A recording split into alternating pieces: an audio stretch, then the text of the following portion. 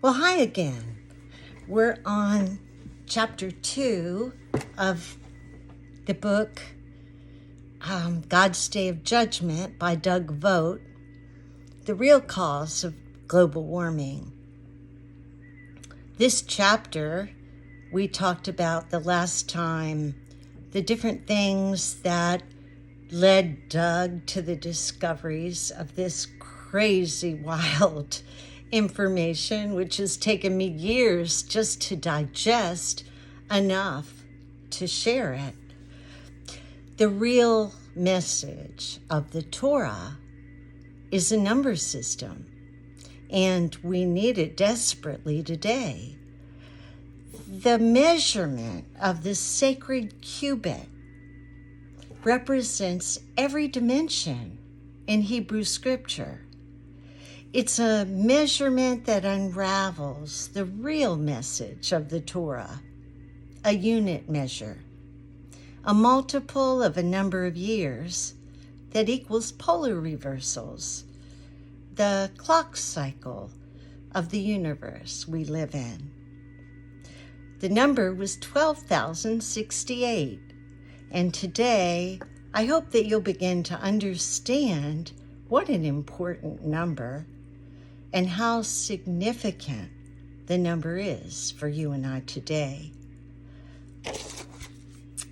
My son, if you will receive my words and lay up my commandments, so that you can lean thine ear and attend wisdom, and keep your heart inclined to discernment.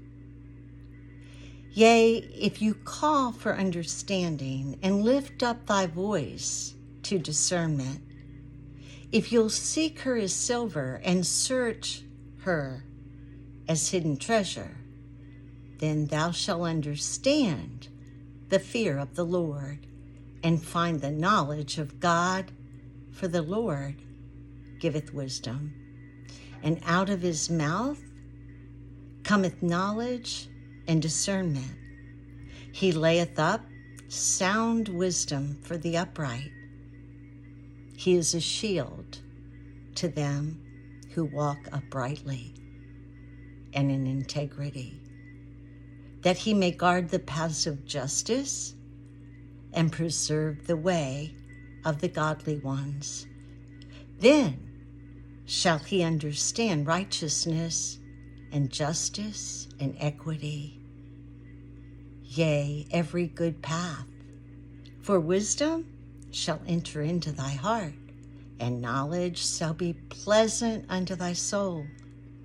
Discretion shall watch over thee, discernment shall guard thee, to deliver thee from the way of evil. Proverbs 2, 1 through 12. The unit of measure that Doug uncovered in the Torah is a measure used in every dimension of the Hebrew scriptures, which is really exciting stuff. I can't wait to get to that part. The sacred cubit is the basis for our understanding of the number system. And the number system is critical for understanding the real message of the Torah. Doug figured this out. He took 3 expeditions to Mount Sinai. He was raised in,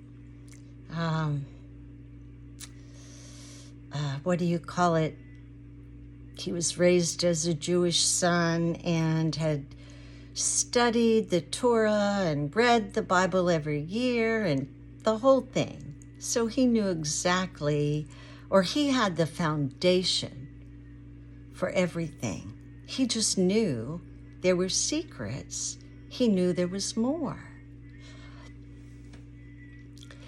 So when he began to unravel the secret of the measurement of the sacred cubit, all kinds of things started opening up to him. And one by one, the code system came together. The unit of measure is a multiple of the number of years between polar reversals, 12,068. It's presented in the theory of multidimensional reality, but just touched upon here so that you'll understand the significance and power of the number and why and how it was used throughout the Torah. God's unit of measure, the sacred cubit, was the one key that allowed Doug to figure out so many things. He had to make a number of essential discoveries to get to this point. Astronomical discoveries, discoveries about our solar system, but primarily about the clock cycle, which produced the same number, 12,068. I hope you're going to be as amazed as I have been as I've studied this data and reconciled it. It's just been the most mind-blowing experience. I don't want to voyage off. My favorite minister when I was a Christian was Arthur Burt from Wales. He spoke in parables and was really quite the genius. Really anointed. He knew Smith Wigglesworth and had been involved in so many crazy, wild events spiritually. He wrote a book called The Lost Key, and it was so significant to my life. It was pride, that how pride keeps us from knowing and seeing and being and all that kind of stuff. And it was really good. And it had the foundation that pride goeth before destruction. That book keeps coming back to me, and I tried to find it before I wanted to tape this today, but I couldn't put my hands on it. I will find it and share it with you because it's an oldie but a goodie. Truth is universal, applies to all men everywhere, and has to reconcile. It can't be part of creation. You can't have truth and have it be spirit but not science, or vice versa, right? How silly of us to think that we could throw the world out the door and pretend that we didn't carry any responsibility for it, even though we needed to feed our kids, don't we? Yeah. I'm learning spiritual things and faith, and I'm 70 and I studied the Bible for 33 years, but I'm still not to the point where I'm going to wait for someone else to send me some manna to feed my kids. That's where I'm at. All right, so where are we? Okay, one thing that's really important here is that the Egyptian royal cubit is different from the English royal cubit. And Doug had to figure that out too, and he had to discover the measurements of a handbreadth, and you'll see that in a couple minutes. He was able to discover that the total of the chapters and verses in the Torah represented 12,068, or the period of time between pole reversals. Once he did that, once he had that number, all he had to do was figure out what number he had to use to multiply that by to get the root number of 12,068. Does that make sense? It will. It's important to understand the timeline of Doug's discoveries that led him to the conclusion so it'll make sense to you. It took me 3 years to get to the understanding I have today, which is pretty foundational, but I had to go and learn a lot of things, as you'll see, in order to get here. I had a theological background, and I had to relearn some basic sciences just to read the book. It's a shame that we've allowed society through government and religion to separate us the way Plato says that matter and spirit are separate. How silly is that? Like we could pick and choose from creation, right? Okay, so the Hebrew scriptures use the sacred cubit for everything as a unit of measure. There's only one place in the entirety of the Torah that talks about it and describes what it is. That's in Ezekiel. Ezekiel was written by Baruch. In Ezekiel 46, it says, "And in the man's hand, a measuring reed, R-E-E-D, of 6 cubits long by the cubit and a handbreadth. So he measured the breadth of the building 1 reed and the height 1 reed. So we can assume from that the measurement of the sacred cubit is a cubit and a handbreadth, right? So Doug used his hand to begin with, but let me go back a little bit. This is in Ezekiel 46. Recognize the numbers. Don't let that go. The number 40 and the number 6.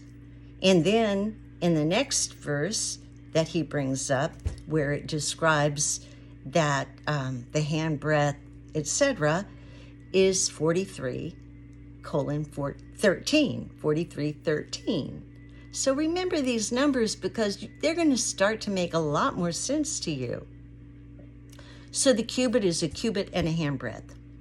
The word cubit doesn't show up until chapter 40. Think about that, chapter 40, right?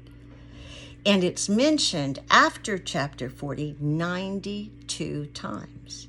9 and 2 is 11. So Baruch, through Ezekiel, is the only prophet that mentions it or includes those numbers in the book.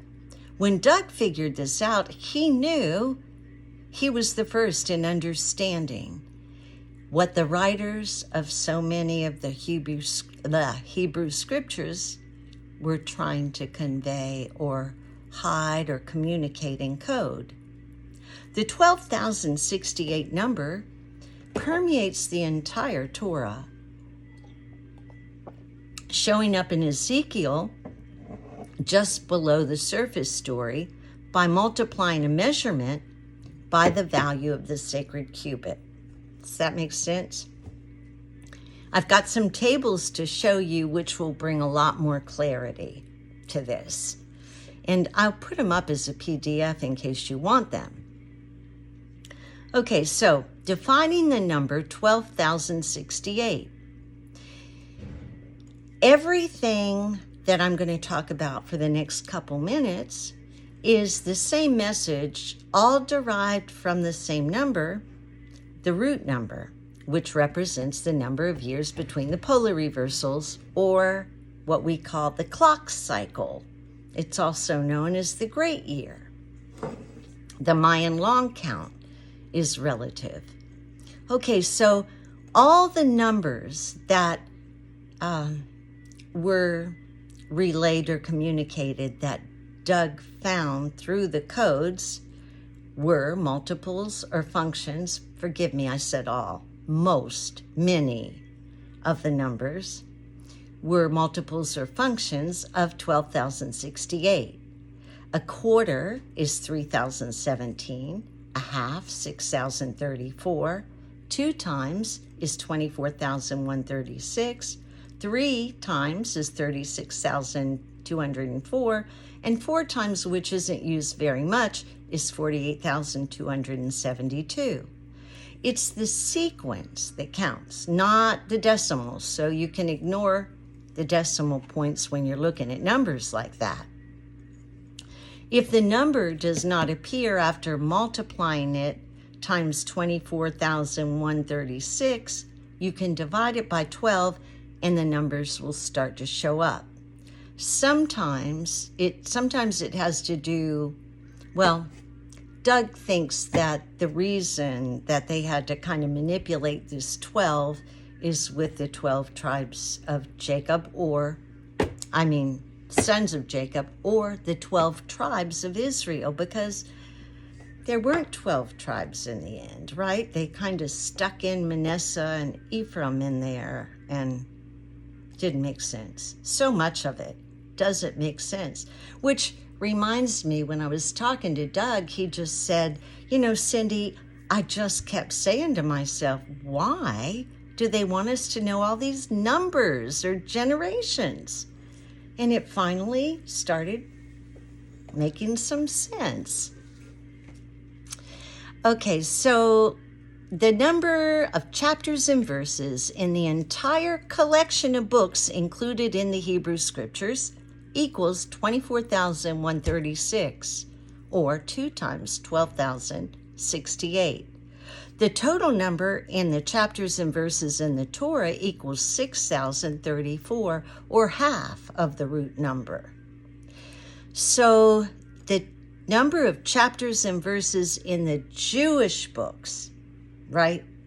Not the Piso written books, the Jewish books from Joshua to 2 Kings, all of the prophets, not Zechariah, but Psalms was included, equals 12,068. And this is in the chart. I'll let you see. The other Jewish book writings, which included Proverbs, Song of Songs, Ruth, Lamentations, Esther, Ezra, Nehemiah, and 2 Chronicles, total 3,017, or a quarter of the 12,068 root number. There's a note here that Doug made about the inch. The British inch is what Doug's using in his calculations. This was not created until the end of the 16th century, but it was the measurement that was intended to work because it works perfectly. 1 sacred cubit is equal to 24.136 inches. The British yard wasn't standardized until 1599 during the reign of Queen Elizabeth I. During that time, the Jews were allowed to live in England up until 1290, but then King Edward banished them. Some still live there, but they kept a low Christian profile. The Jews brought with them the length of the inch that we use today. Tradition holds that the description of the inches located in the Torah is the correct one. I think that makes sense. Got carried away with myself. I've got notes and I can't read all of them. The English Standard System has a divine origin. That's the point, is that divine system, however it originated, is what works with everything. And, with timelines and chronology of history, we have no clue. So I don't want to get off it because I've got so much info. But at one point I was looking through and comparing and reconciling timelines of history. And there were like 300 years, almost empty pages, which I should not have found, but I did because I was comparing. Yeah, things are not the way they have been shared with us. Okay.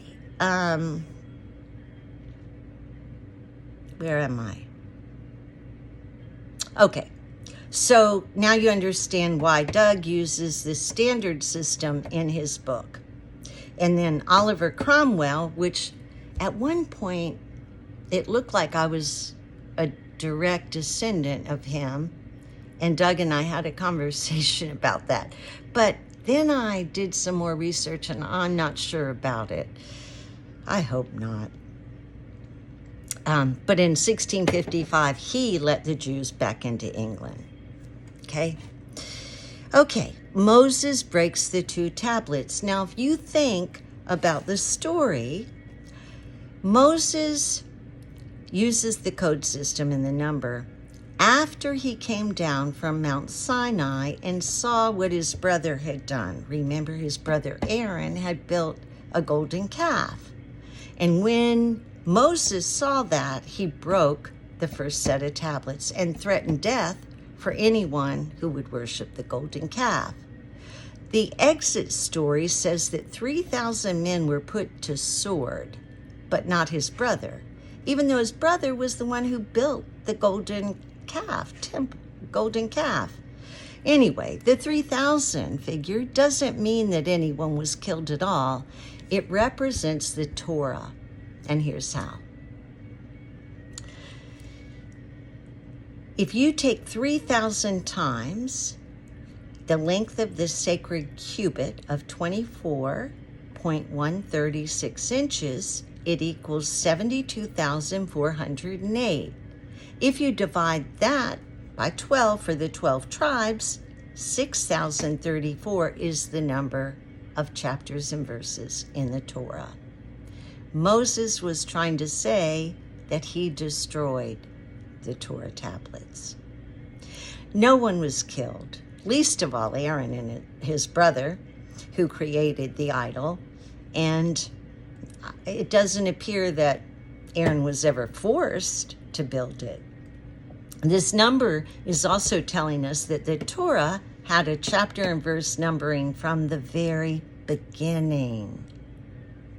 All this is going to start connecting, trust me. It'll just take some time. I didn't know if I'd ever get it all.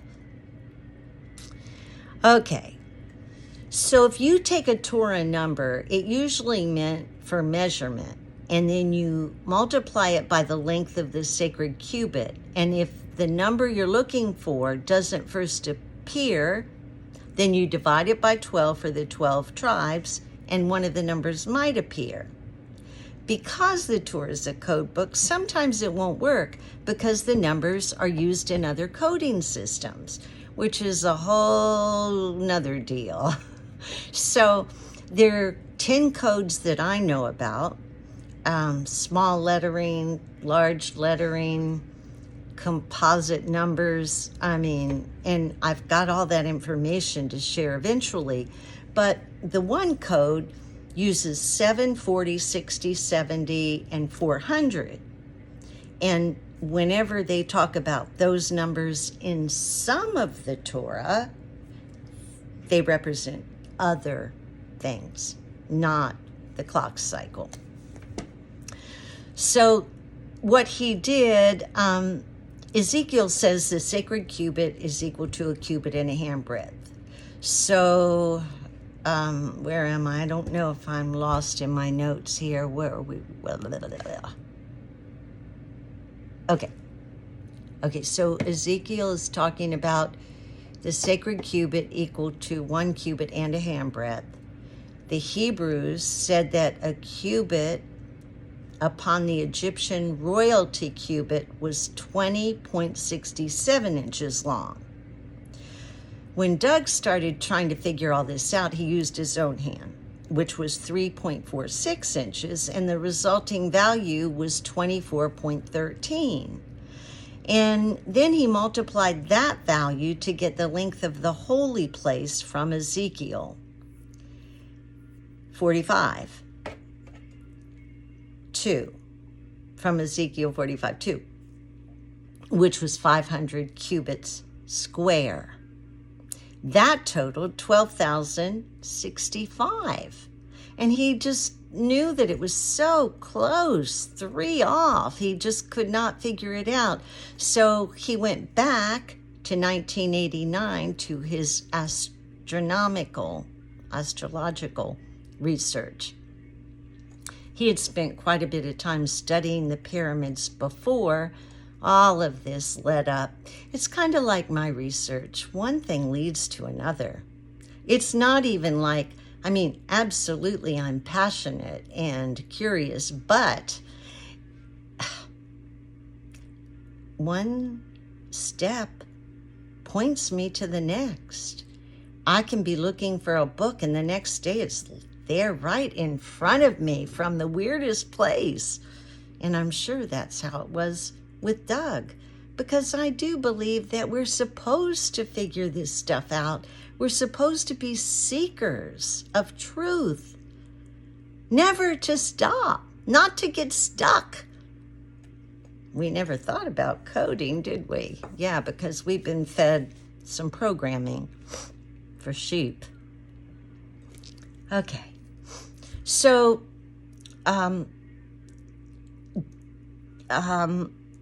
Doug was trying to figure out where the discrepancy was. So he backed into the length of the sacred cubit by using 12,068, dividing it by 500, which gave him a value of 24.136 inches. How about that? The actual value of the sacred cubit. Crazy. Secret numbers revealed in the Torah and the Hebrew script are just wild. 12,068 years is the cycle or the number of years between cataclysms, between earth ages. How did the Hebrews know? Doesn't that blow your mind? When you look at the stuff they used to know, they were far advanced. We've been sold this line that they were cavemen. And yeah, there were cavemen, but these people we're talking about were highly advanced Bronze Age people. Probably more advanced than you and I. Okay, well, I think I could say that. Okay, so,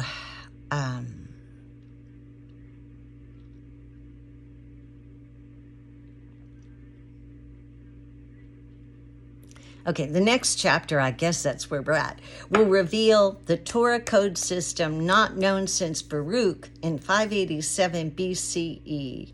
And some of the codes weren't even discovered until Doug did. That's pretty cool. You might be the first person in your crowd. The cataclysm number. By October 1994, Doug had read the Hebrew scriptures so many times, being raised as the Jewish son in the family. He did everything he was required to do and was interested. So he couldn't figure out why had he not noticed the 12,068 number, right? And he noticed that it was a cycle, but he wanted to be sure that he wanted to understand how much the writers actually knew about what they were writing. And it looks as though some did and some didn't. A little bit confusing, and there's no way to really know, but I'll share with you what he figured out. Moses had written a cryptic verse, and that is where Doug found the key. In Deuteronomy 32:7, it says, "Remember the days of old, consider the years of many generations. Ask the Father, and he will declare unto thee thine elders, and I will tell thee." So Doug began to study Genesis 53 through 32, where the generations of Adams are listed. I think it's 5. I think I wrote it down wrong. Genesis 5, 3 through 32, where the generations of Adam are listed. And the verses give the ages of each man, the age when he had his first son, and the years after the first son. And then they recap the age by totaling the ages so that the ages repeated twice implies that something should be multiplied